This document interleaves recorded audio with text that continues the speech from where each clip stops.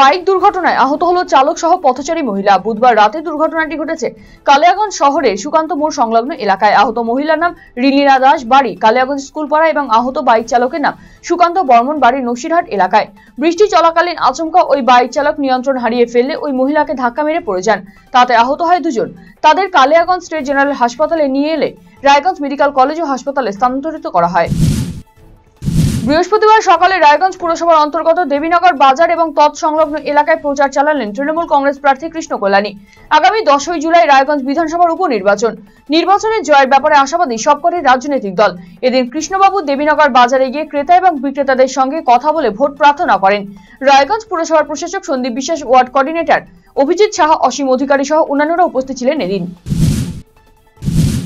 অজ্ঞাত পরিচয় এক ব্যক্তির মৃতদেহ উদ্ধার ঘিরে চাঞ্চল্য ছড়ালো এলাকায়। মৃতদেহ নাকে, মুখে এবং হাঁটুতে রক্তের দাগ রয়েছে বলে জানিয়েছে স্থানীয় বাসিন্দারা। সকালে প্রাতঃভ্রমণ করতে বেরিয়ে স্থানীয়রা এলাকায় একটি মন্দিরের কাছে খালের পাড়ে মৃতদেহটি দেখতে পান। এরপর ইকো পার্ক থানার পুলিশকে খবর দেওয়া হয়। পুলিশ গিয়ে মৃতদেহ উদ্ধার করে নিয়ে আসে। গাড়ি ছিনতাইয়ে বাধা দেওয়ায় এক ব্যবসায়ীকে ধারালো অস্ত্র দিয়ে আঘাত করে খুনের চেষ্টার অভিযোগ উঠল দুষ্কৃতীদের বিরুদ্ধে। বুধবার রাতে ঘটনায় চাঞ্চল্য ছড়িয়েছে মালদার ইংরেজবাজার থানার অঞ্চল মোড় এলাকায়। দুষ্কৃতীদের মধ্যে সুরাজ শেখ এবং ভদু শেখকে চিনতে পেরেছে আক্রান্ত ব্যবসায়ী। অভিযোগের ভিত্তিতে ঘটনা তদন্ত শুরু করেছে ইংরেজবাজার থানার পুলিশ। নর্থ বেঙ্গল পিপলস পার্টির হয়ে বুধবার মনোনয়ন জমা দিলেন বলরাম চক্রবর্তী।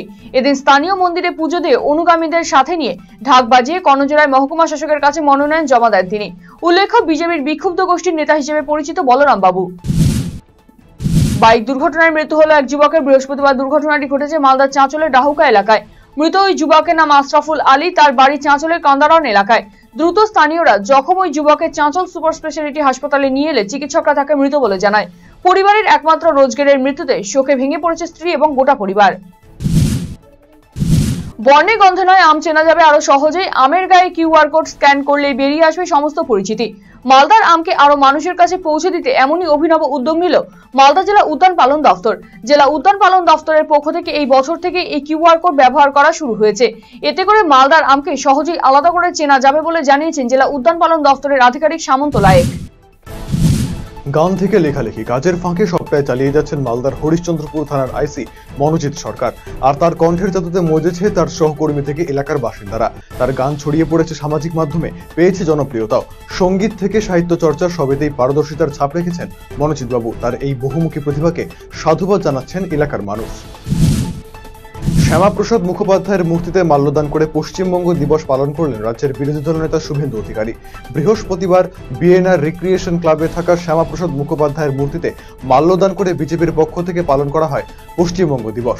বিজেপি 20শে জুন পশ্চিমবঙ্গ দিবস পালন করলেও রাজ্য সরকারের তরফে বিধানসভায় সিদ্ধান্ত নিয়ে পয়লা বৈশাখকে পশ্চিমবঙ্গ দিবসের স্বীকৃতি দেওয়া হয়েছে।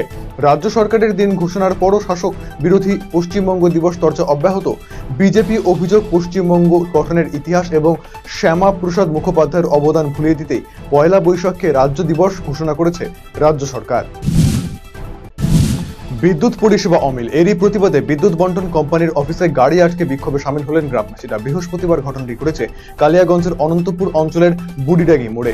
প্রায় ঘণ্টাখানেক বাদে অঞ্চল তৃণমূল সভাপতি তথা প্রধানের প্রতিনিধি উত্তম সরকারের হস্তক্ষেপে বিদ্যুৎ বন্টন কোম্পানির অফিসের গাড়ি ছেড়ে দেয় বিক্ষোভকারীরা। হস্টেল নিয়মিত পরিষ্কার করা হয় না, রয়েছে পরিশ্রুত পানীয় জলের অভাব। আগাছায় ভরে গিয়েছে গোটা মেডিকেল কলেজ চত্বর, লাইব্রেরিতে রয়েছে স্থানাভাব। এই জাতীয় একাধিক অভিযোগ নিয়ে কোচবিহার এমজে মেডিকেল কলেজ ও হাসপাতালে প্রিন্সিপালকে রাতভর ঘেরাও করে বিক্ষোভ দেখালো ডাক্তারি পড়ুয়ারা। বুধবার বিকেল থেকে তাদের এই কর্মসূচি শুরু হয়। কংগ্রেস কর্মী খুনের ঘটনায় মৃতের পরিবারের সাথে দেখা করতে এলাকায় গেলেন কংগ্রেসের সাংসদ ঈশা খান চৌধুরী। বাণিজ্যকে গোপালপুর এলাকায় পৌঁছন কংগ্রেস সাংসদ সহ দলীয় নেতৃত্বরা। পরিবারের সাথে দেখা করে সমবেদনা জানিয়ে দ্রুত অভিযুক্তদের গ্রেপ্তার করে আইনি পদক্ষেপ গ্রহণ করার দাবি তুলেছেন তিনি। পোস্ট অফিসে তালা খুলতে না দিয়ে বিক্ষোভ দেখালো বাসিন্দারা। অভিযোগ, কোচবিহার উত্তর বিধানসভার টাকাগজ পোস্ট অফিসে দীর্ঘদিন থেকে নির্ধারিত সময় অনেক পরে খোলা হয় তালা। সেজন্য এদিন বাসিন্দারা বিক্ষোভ দেখান। পোস্টমাস্টার অন্বেষা অধিকারী বলেন, প্রতিদিন দেরি হয় না, কয়েকদিন ধরে ঝড় বৃষ্টির জন্যই আসতে দেরি হয়েছে। এদিন পোস্ট অফিসে আধার সংক্রান্ত কাজের জন্য তিনি পূর্ণিবাড়িতে গিয়েছিলেন, সেখান থেকে ফিরতে তার দেরি হয় বলে জানিয়েছেন তিনি। কোচবিহার মাথাভাঙা শিকারপুর গ্রাম পঞ্চায়েতের পূর্ব নলিঙ্গিবাড়ি এলাকায় অনবরত বৃষ্টির জেরে জলমগ্ন হয়ে পড়েছে গোটা এলাকা। ফলে ফুলে ফেঁপে উঠছে সুটুঙ্গা নদী, ভাঙন শুরু হয়েছে এলাকায়। ঘরে জল ঢুকে যাওয়ার সমস্যায় পড়ছে বহু পরিবার। প্রশাসনিক সাহায্যের আবেদনে জলমগ্ন পরিবারের সদস্যরা। আরো বৃষ্টি হলে প্লাবিত হবে বহু বাড়ি। অন্যদিকে নদী ভাঙনের জেরে আতঙ্কে নদী তীরবর্তী এলাকার সাধারণ মানুষ। সরকারি হাসপাতাল থেকে নিরুদ্দেশ রোগী নিরুদ্দেশ হওয়ার বিষয়টি প্রকাশ্যে আসতে আলোড়ন ছড়িয়ে পড়েছে। পরিবারের অভিযোগ, ব্রেন টিউমারের চিকিৎসার জন্য কলকাতায় এনআরএস হাসপাতালে ভর্তি হয়েছিলেন কিশোর কুমার রায়। 16 জুন সকাল 7টায় হাসপাতালে ভর্তি করার পর 19 জুন দুপুর থেকে নিখোঁজ হয়ে যায় ওই রোগী। পরিবারের সদস্যরা এন্টালি থানায় অভিযোগ দায়ের করতে গেলে তা নেওয়া হয়নি। হাসপাতালের পক্ষ থেকে নিখোঁজের অভিযোগ দায়ের হয়, পরিবারের অভিযোগ নেয়নি পুলিশ বলে জানা গিয়েছে। মুখ্যমন্ত্রীর নির্দেশের পরেই কোচবিহার জেনকিন স্কুলে বেহাল দশা পরিদর্শনে গেলেন কোচবিহার জেলা শাসক অরবিন্দ কুমার মিনা এবং জেলা পুলিশ সুপার দ্যুতিমান ভট্টাচার্য। কোচবিহারের ঐতিহ্যবাহী হেরিটেজ স্কুলের মধ্যে অন্যতম জেনকিন স্কুল, তবে স্কুলের ক্লাসরুম থেকে শুরু করে শিক্ষকদের কমন রুমে বেহাল দশা দেখা গিয়েছে। মুখ্যমন্ত্রী জেলা শাসক এবং জেলা পুলিশ সুপারদের নির্দেশ দিয়েছিলেন স্কুল পরিদর্শন করে বিষয়টি দেখার জন্য। বৃহস্পতিবার সেই মতো স্কুল পরিদর্শনে যান জেলা শাসক এবং জেলা পুলিশ সুপার। বৃষ্টিকে উপেক্ষা করে জলপাইগুড়ি জেলা পুলিশের ধূপগুড়ি ট্রাফিক পুলিশের কর্মীরা তাদের কর্তব্যে অবিচল। ধূপগুড়ি মূল ট্রাফিক মোড় থেকে শুরু করে ছোট বড় বিভিন্ন ট্রাফিক পয়েন্টে, এমনকি স্কুল, শপিং মল, থানার সামনে প্রায় সমস্ত জায়গাতে ডিউটি চালিয়ে যাচ্ছেন ট্রাফিক গার্ড সহ সিভিক ভলান্টিয়াররা। বৃষ্টিতে ডিউটি করতে জেরবার তারা। এমন অবস্থায় ধূপগুড়ি ট্রাফিক ওসি তাদের হাতে ছাতা তুলে দেওয়ায় অনেকটাই সমস্যা থেকে মুক্তি হবেন বলে দাবি করেছেন কর্তব্যরত ট্রাফিক পুলিশ থেকে সিভিক ভলান্টিয়ার প্রত্যেকে। ধূপগুড়ি থানার ট্রাফিক গার্ডের ওসি বসন্ত পাকড়ানি লামা জানিয়েছেন, এদিন 55টি ছাতা বিতরণ করা হয় পুলিশ কর্মীদের মধ্যে। বন্ধ ইটভাটার জমি নিয়ে জটিলতা। ইটভাটার মালিক তথা প্রাক্তন ব্লক তৃণমূল সভাপতির বিরুদ্ধে জমির চুক্তি অমান্য করে টাকা আত্মসাৎ এবং প্রতারণার অভিযোগ।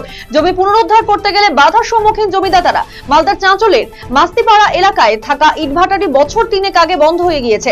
ইটভাটার মালিক চাঁচলের ব্যবসায়ী মজিবুর রহমান, যিনি এর আগে ব্লক তৃণমূলের সভাপতির দায়িত্বেও ছিলেন। তবে চুক্তি লঙ্ঘন, হুমকি প্রদানের অভিযোগ অস্বীকার করেছেন মজিবুর রহমান। অনেকেই সেই জমিতে চাষ করছেন, এমনকি তার বিরুদ্ধে আনা অভিযোগের প্রমাণ দাখিলেরও দাবি জানিয়েছেন তিনি।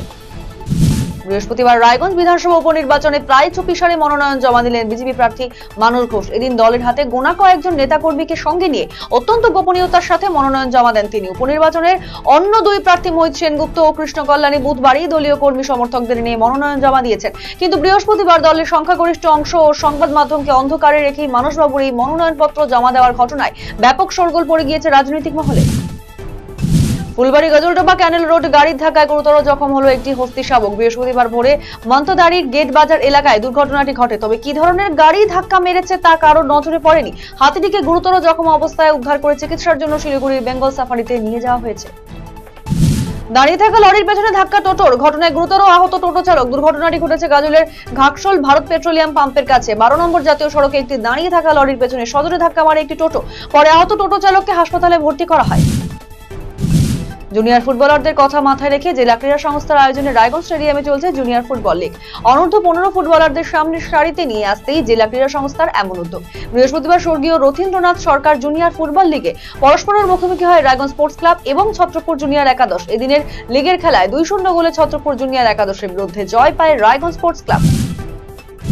উত্তর দিনাজপুরের ইটাহার ব্লকে রাজ্য সরকারের সমবায় প্রকল্পের উপভোক্তাদের অর্থ প্রদান শিবিরের আয়োজন করা হলো বৃহস্পতিবার। এদিন ইটাহার 6 নম্বর ইটাহার পঞ্চায়েত দপ্তরের উদ্যোগে পঞ্চায়েত প্রাঙ্গণে শিবিরের আয়োজনে অঞ্চলের বিভিন্ন এলাকা সমবায় প্রকল্পের উপভোক্তা 500টি পরিবারের সদস্যদের হাতে 2000 টাকা করে তুলে দেওয়া হয়। ছিলেন ইটাহারের বিধায়ক মোশাররফ হোসেন, পঞ্চায়েতের বিলকিস পারভিন, উপপ্রধান নকুল বর্মন প্রমুখ।